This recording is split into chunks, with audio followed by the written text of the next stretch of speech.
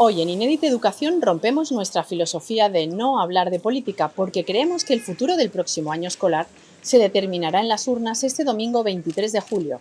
Son elecciones generales en nuestro país y por ello hablamos con Sandra Moneo, portavoz adjunta del Grupo Popular y coordinadora del área de educación sobre los principales temas que preocupan al colectivo docente y a las familias. ¿Qué pasará con la LOMLOE? ¿Se modificará o seguirá el plan de implantación establecido en el año 2020? Nosotros queremos llegar a un gran acuerdo social, a un gran acuerdo con los profesores, con las familias, con los alumnos y también queremos llegar a un gran acuerdo con el resto de fuerzas políticas porque somos plenamente conscientes que la LOMLOE tiene profundas deficiencias y que necesita reformas. No lo dice el Grupo Parlamentario Popular, no lo dice el Partido Popular, lo dicen todos los indicadores internacionales que sitúan el nivel de conocimiento de nuestros alumnos, por ejemplo, en algo tan básico como la comprensión lectora, 7 puntos por debajo de lo que era en el año 2016. Lo dice el abandono educativo temprano, que después de 8 años a la baja, en estos momentos ha sufrido un repunte, es decir, tenemos un abandono educativo temprano de un 13,9%, cuando en el año 2030 la Unión Europea nos dice que tiene que estar en el 9%. Es decir, algo se está haciendo mal. Recientemente conocíamos datos que disparaban la tasa de repetición de los alumnos españoles. Ahora, somos plenamente conscientes de que no podemos ni queremos tensionar el sistema educativo español.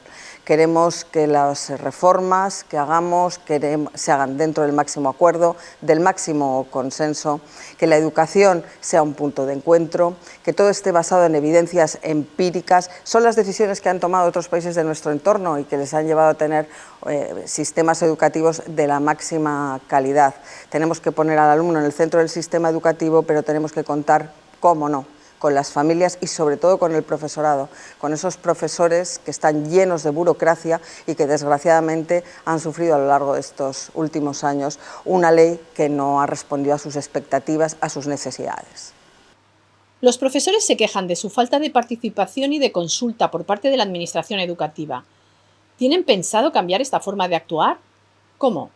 Cualquier tipo de reforma o transformación que se produzca en el sistema educativo no puede dejar al margen al profesorado, es decir, tiene que ir de la mano del profesorado. A lo largo de esta legislatura, los diferentes sindicatos de profesores se han quejado de la falta de empatía de este gobierno, de falta de convocatoria de la conferencia sectorial, de la mesa sectorial, perdón, donde están representados todos los sindicatos. Se han tomado decisiones para el profesorado sin el profesorado.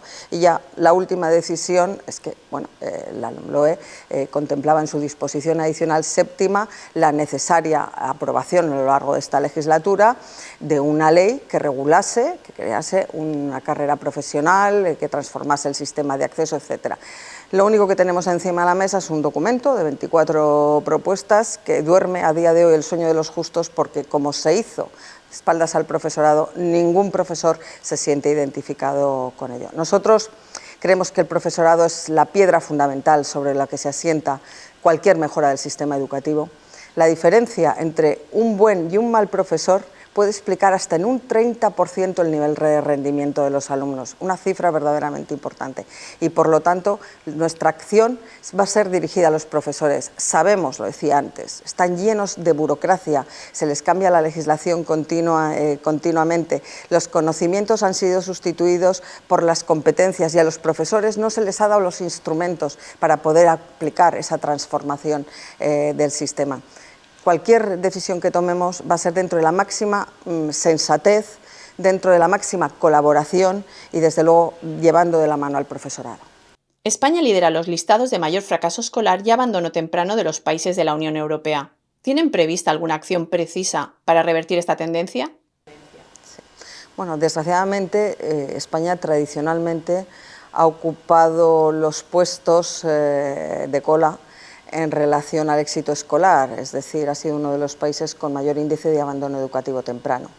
Esta tasa iba bajando en los últimos 8 años y ha sufrido en estos momentos un repunte, es decir, tenemos un abandono educativo del 13,9%, cuando la Unión Europea nos dice que en el año 2030 todos los países tendrán que tener un abandono educativo temprano como máximo del 9%. Es evidente que hay que tomar decisiones y hay que tomar decisiones rápidas. La LOMLOE ha expulsado del sistema educativo la cultura del esfuerzo, ha establecido una serie de normas que permitían al alumno el paso de cursos sin haber adquirido ni los conocimientos ni las competencias acordes a su edad, ha flexibilizado el sistema hasta límites insospechados sin haber hecho una valoración exacta de cuáles son las necesidades de cada alumno. Y en estos momentos hay que tomar medidas rápidas, medidas que tengan impacto, precisamente porque no podemos permitirnos que nuestros alumnos no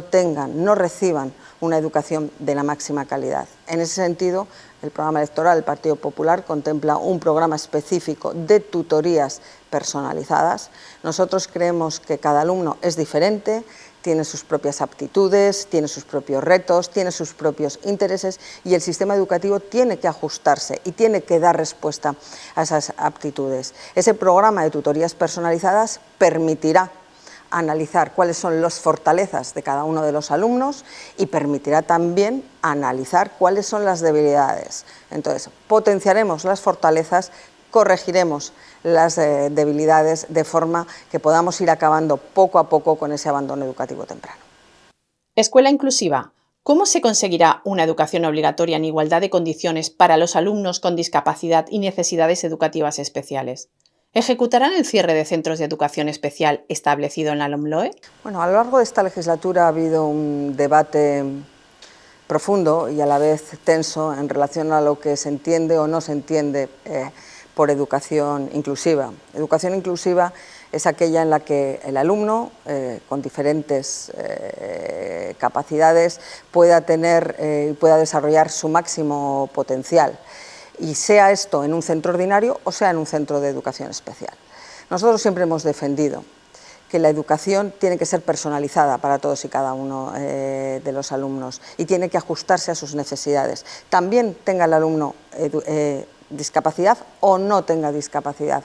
Nos sorprendió mucho y nos opusimos frontalmente, y lo seguimos haciendo, a esa disposición adicional cuarta de la LOMLOE que programaba el cierre de los centros de educación especial en un periodo de 10 años. Y además eso sí que lo hemos dicho con claridad, vamos a derogar esa disposición adicional cuarta, porque creemos primero que las familias tienen que elegir el centro que quieren para sus hijos, sea un centro ordinario, sea un centro de educación especial, sea un niño que no tiene discapacidad o sea un niño que tiene discapacidad. Y además, la educación personalizada, y más en los alumnos que tienen algún tipo de discapacidad, necesita también una atención por parte del profesorado muy especializado. Esos centros de educación especial dan esa formación a los alumnos y es tan inclusivo como un centro ordinario. Dejemos elegir a las familias y dejemos que nuestros hijos encuentren en el centro educativo aquello que se ajuste a sus verdaderas necesidades. ¿Qué pasará con el porcentaje de inversión en educación respecto al PIB? ¿Seguirá la tendencia de aumentar esta partida en los presupuestos nacionales? Algunos colectivos piden llegar al 6, del 4,3 actual. ¿Se puede alcanzar ese porcentaje? Uno de los debates más interesantes cuando hablamos de educación, pero también necesita cierto rigor. Es decir, el sistema educativo precisa más recursos, siempre va a precisar más recursos. Necesitamos ser más ambiciosos en educación y necesitamos también ser más eficientes. Pero a mí personalmente no me gusta ajustarme sobre un porcentaje del PIB, porque ese ha sido además un instrumento que a lo largo de los años ha sido utilizado pues muchas veces por diferentes partidos políticos, fue el caso del Partido Socialista, donde se levantó de la mesa del Pacto por la Educación diciendo que es que el Partido Popular en aquel momento no garantizaba un 5% del PIB. Bueno, 5 años después el porcentaje del PIB en enseñanza no universitaria no llega al 4%, es decir, seamos serios. Nosotros en aquel momento y ahora defendemos, primero, que hay que analizar perfectamente cuáles son las necesidades del sistema educativo en relación a profesorados, en relación específicamente a tutorías, a medios, a clases, a ratios, cuantificar esa realidad. Y esa realidad perfectamente cuantificada, ponerla encima de la mesa. ¿Qué porcentaje representa eso del PIB? Pues no lo sabemos, pero es ser mucho más sensato y eficiente saber lo que necesitamos, cuantificarlo, dotarlo económicamente y ponerlo en práctica dentro del sistema educativo. Los idiomas autonómicos en la educación.